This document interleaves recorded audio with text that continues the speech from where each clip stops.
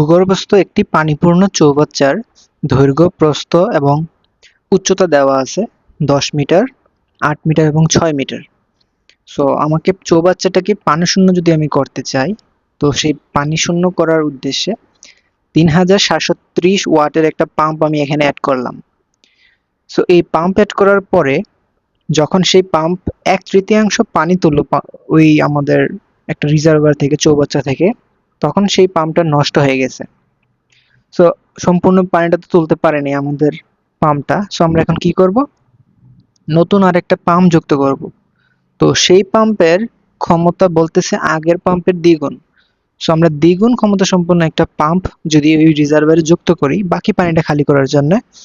So আমাকে দুইটা প্রশ্ন অ্যান্সার করতে হবে। প্রথমত, প্রথম পাম্প দ্বারা সম্পাদিত কাজের পরিমাণ। সো আমরা যদি চিন্তা করি আমাদের চৌবাচ্চা বা রিজার্ভিয়রটা একেবারে ফুললি কমপ্লিট বা ফুললি এখানে ফিল্ড আছে।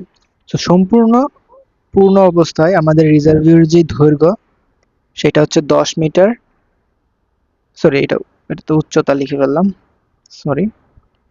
সো এটা হচ্ছে ওই রিজার্ভারের দৈর্ঘ্য 10 মিটার, তার প্রস্থ আমরা এদিকে লিখলাম 8 মিটার এবং তার উচ্চতা হচ্ছে 6 মিটার।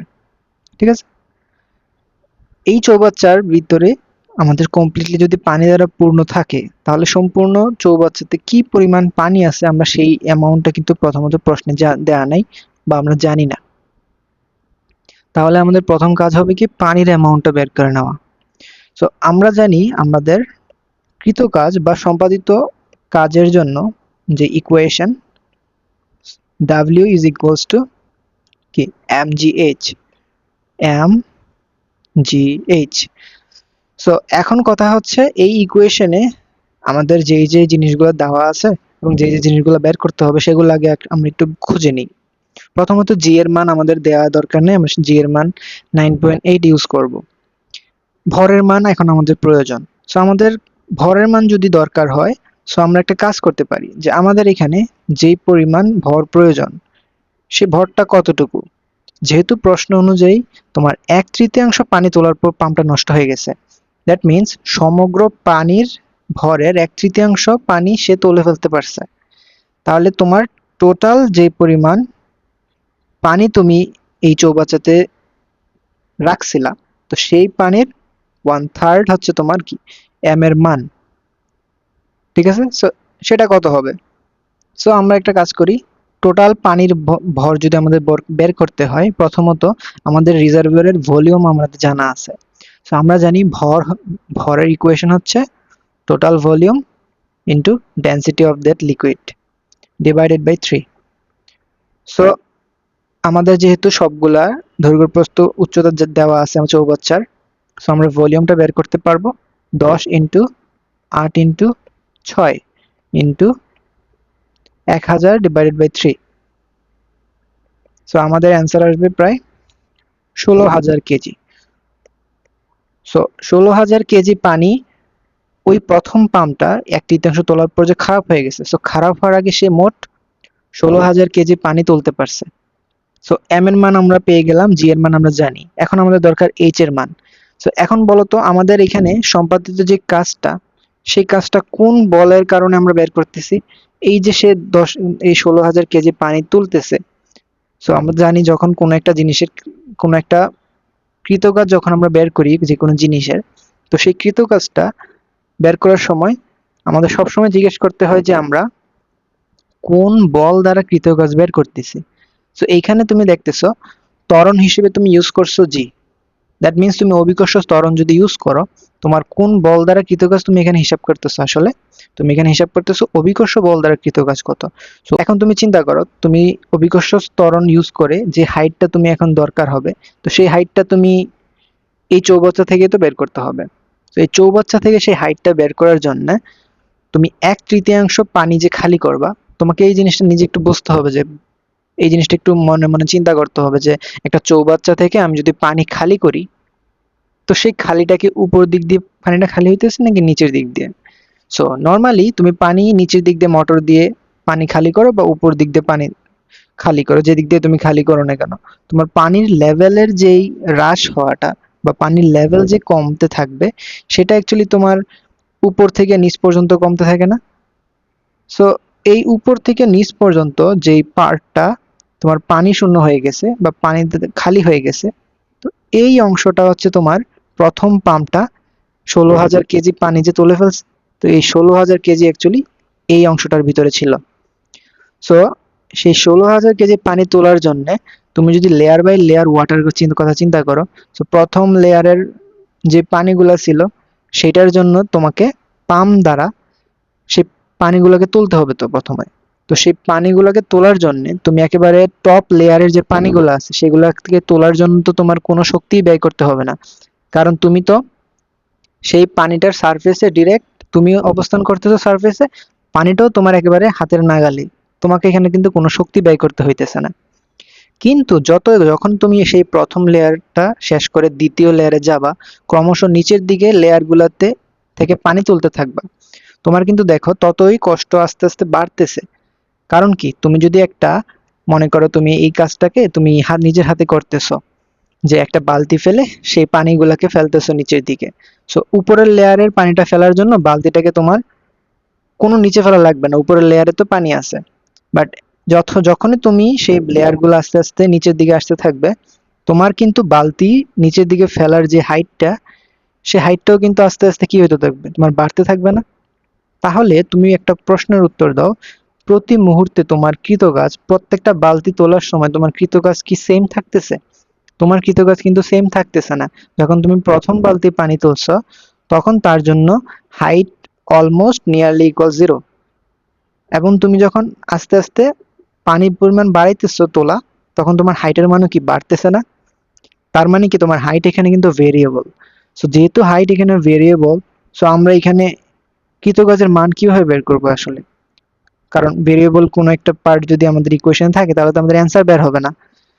এই কারণে আমাদের এই কেজের ক্ষেত্রে আমরা সিম্পলি একটা জিনিস চিন্তা করি, আমাদের যেহেতু হাইটের সর্বনিম্ন মান আছে একটা জিরো এবং সর্বোচ্চ আর একটা মান আছে, তাহলে আমরা সেই এইচ এর কোনো ফিক্সড ভ্যালু না নিয়ে একটা অ্যাভারেজ ভ্যালু নিই।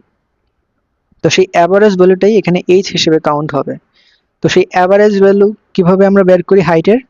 এইচ অ্যাভারেজ হচ্ছে H not plus H divided by 2।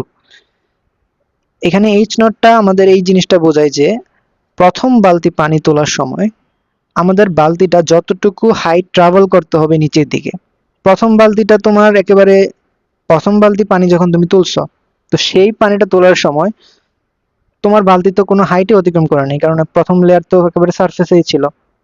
তাহলে প্রথম লেয়ারটা কত? হাইট জিরো না? উপর থেকে হাইটটা কিন্তু কাউন্ট করতে হবে তুমি কতটুকু নিচে ফেলছো। তো প্রথম বালতিটা তোলার জন্য কোনো নিচেই ফেলা লাগছে না, তো সেটা হচ্ছে জিরো।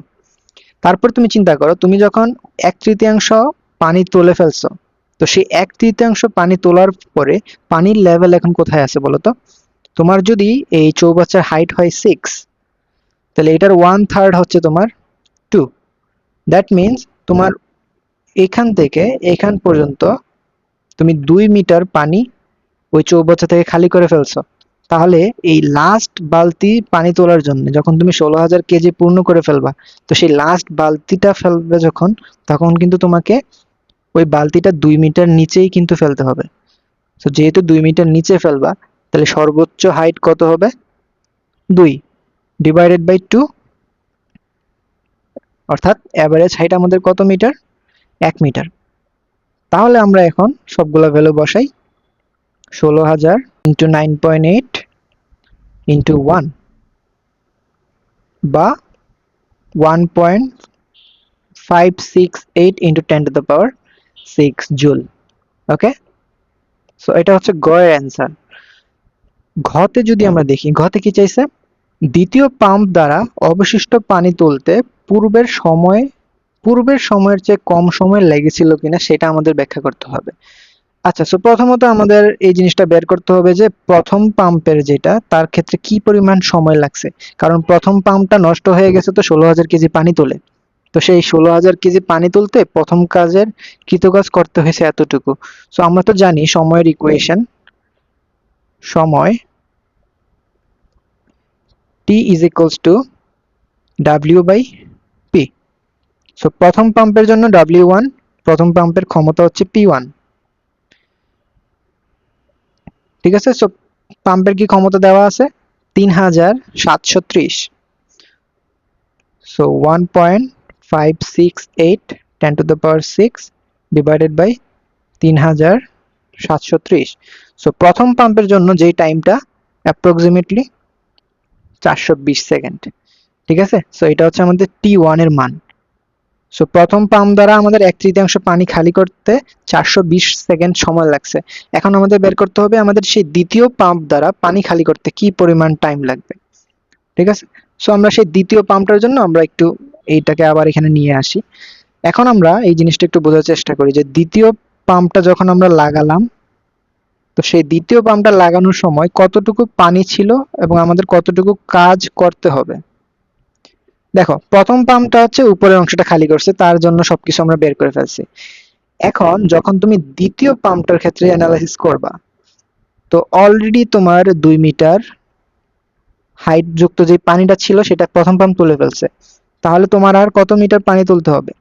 4 মিটার হাইটের পানিটা তুলতে হবে। এখন প্রথমত তোমার এখন সময় বের করতে হবে। তো সময় বের করার জন্য দ্বিতীয়টার জন্য সময়ের ইকুয়েশন তো সেমই হবে, W2 ডিভাইডেড বাই P2। এখন আমাদের P2 এর মান তো আমরা জানি, প্রশ্নে বলছে আমাদের যে দ্বিতীয় পাম্পের ক্ষমতা সেটা প্রথম পাম্পের ক্ষমতার 3 গুণ। ঠিক আছে, তাহলে 3 ইন্টু 3730 বা 11,190 ওয়াট ক্ষমতার মান বের করে ফেলছি আমরা P2। আমাদের এখন মূল কাজ হচ্ছে W2 বের করা। সো W2 এর ইকুয়েশন কি হবে? আগের মতো না, M2 G into H average. কেন আমরা বলছি H অ্যাভারেজ? কারণ আমাদের কিন্তু এখানে কোনো ফিক্সড হাইট কিন্তু নাই। প্রতিবারই আমাদের বালতিটাকে ভিন্ন ভিন্ন হাইটে ফেলে উপরের দিকে তোলা লাগবে। যদি আমরা কাজটাকে পাম্প দিয়ে কাজটা না করে হাত দিয়ে যদি তুলতাম, তো সেই অ্যানালজিটা দিয়ে আমরা এই জিনিসগুলো বুঝে বুঝে আমরা করতেছি আর কি। তো H অ্যাভারেজ প্রথমত আমাদের বের করতে হবে। সো H অ্যাভারেজ কিভাবে বের করব? একটু আগে আমরা যে ইকুয়েশনটা লিখলাম সেই ইকুয়েশনটা দিয়ে H naught plus H divided by 2। So আশা করি খেয়াল আছে তোমাদের, H নট বলতে আমরা কি বুঝি? H নট বলতে আমাদের ওই দ্বিতীয় স্টেপের ভিতরে প্রথম বালতিটা পানি তোলার জন্য তোমাকে কতটুকু হাইট নিচের দিকে বালতিটা ফেলতে হবে। প্রথম বালতিটা ফেলার জন্য তোমাকে কিন্তু 2 মিটার হাইট নিচের দিকে ফেলতে হবে। কারণ কি? প্রথম পাম্পটা যখন খালি করে ফেলছে একটু জায়গা, তার পরবর্তী পাম্পটা ওই খালি করা পরের অংশটাই কিন্তু খালি করতেছে। এমন না যে তোমার দ্বিতীয় পাম্পের সময় প্রথমটাকে আবার তুমি ফিল করছো, এমন কিন্তু না। সো দ্বিতীয় পাম্পটা লাগানোর সময়ও পানির লেভেল কিন্তু এখন এই জায়গায় আছে। তো তোমাকে প্রথম বালতিটা দিলে এই লেভেল থেকে তো পানি তুলতে হবে। তো তোমাকে কত মিটার নিচে নামতে হবে? 2 মিটার বালতিটা নিচে ফেলতে হবে। তারপর আস্তে আস্তে তার একটু তোমার হাইটটা আরেকটু বাড়াইতে হবে। একেবারে হাইয়েস্ট তোমার লাস্ট বালতিটা যখন তুমি পানিটা তুলে ফেলবা, তখন তোমাকে কতটুকু হাইট ফেলতে হবে? তোমার বালতিগুলা তো তুমি একেবারে সর্বোচ্চ উচ্চতা থেকে ফেলতেছো। তো লাস্ট বালতি যখন তুমি পানি তুলবা, সেই লাস্ট বালতি একেবারে নিচ তলায় কিন্তু থাকবে চৌবাচ্চার। তো সেই লাস্ট বালতিটা তোলার সময় তোমার হাইট হবে কতটুকু? 6 মিটার। ঠিক আছে, এই জিনিসটা কিন্তু একটু মাথায় রাখবা। তাহলে 2 plus 6 divided by 2, that means হাইটের মান কত? 4 মিটার। M2 এর মান আমাদের দরকার। M2 মানে হচ্ছে এই বাকি অংশটার পানি। সো 1/3 খালি করছে প্রথম পাম্পটা, তাহলে বাকি 2/3 কি তোমার দ্বিতীয় পাম্পটার জন্য না? সো তোমার সম্পূর্ণ পানির 2/3, 2/3 অফ টোটাল যেই ভর, সেই ভরের 2/3 আমাদের ওইটার ক্ষেত্রে হবে। তো 2/3 ইন্টু সম্পূর্ণ পানিটার জন্য সম্পূর্ণটার ভলিউম ইন্টু ডেন্সিটি গুণ দিব। সো আগের মতোই, বা আমরা আরেকটা কাজ করতে পারি, আচ্ছা সমস্যা নাই, এভাবে আমরা করি। সো আমাদের প্রথমটার ক্ষেত্রে 16,000 কেজি ছিল। সো দ্বিতীয়টার ক্ষেত্রে আমাদের ভর কত হবে? এটার ডাবল, 16,000-এর ডাবল 32,000। So 32,000 KG. সো আমরা 32,000 কেজি ভরের মান পেয়ে গেছি, জি এর মান আমরা জানি, এবং হাইট সেটাও আমাদের জানা আছে 4 মিটার। সবগুলা ভ্যালু যদি আমরা বসাই, মাল্টিপ্লাই করি, আমাদের কৃতকাজের ভ্যালু আসতেছে 1.2544 ইন্টু 10⁻7 জুল। সেই ভ্যালুটাই আমরা এখানে বসাবো, 1.2544 10⁻7 ডিভাইডেড বাই P2। P2 হচ্ছে 11,190 ওয়াট। সো সময় তোমার আসতেছে প্রায় 1120 সেকেন্ড। ওকে, তার মানে তুমি একটু খেয়াল করো, তোমার T1 এর ভ্যালু আসছে 420 সেকেন্ড, তাহলে T2 এর ভ্যালু আসতেছে কত? প্রায় 1120 সেকেন্ড। সো আমাকে প্রশ্ন জিজ্ঞেস করছে যে পূর্বের সময়ের চেয়ে কম লেগেছিল কিনা সেটা বিশ্লেষণ করতে। তো এর সময় কি কম লাগবে? অ্যাকচুয়ালি সময় তো আমাদের বেশি লাগতেছে, আমাদের T2 is greater than T1।